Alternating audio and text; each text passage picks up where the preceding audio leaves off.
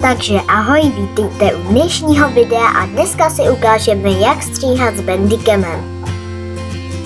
Takže jděte na video a tady máte klávesa zkrátka pauza, čímž vlastně to stopnete a pak když to pustíte, tak jste vlastně udělali střih.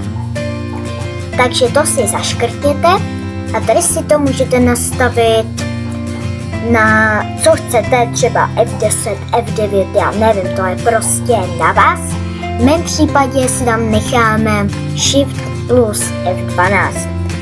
Takže když klikneme na Shift F12, tak to vlastně pauzneme a pak když, já nevím, třeba přejdu tady na snímek, tak vlastně já to prostě střihnu a vy neuvidíte, že jsem klikla na ten snímek. Já mám zobrazený kurzor myši, takže uvidíte, že jsem vlastně na ní neklikla, že jsem to střihla.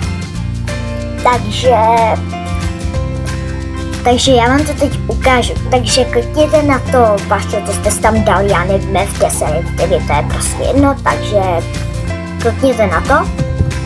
Tak a teď jsem to střihla, jak jste viděli. To stříhání se mi strašně líbí, je to úplně super.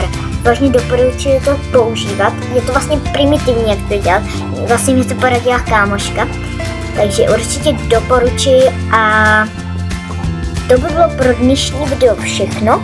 Já doufám, že jsem vám pomohla a my se uvidíme u dalších videí. Ahoj!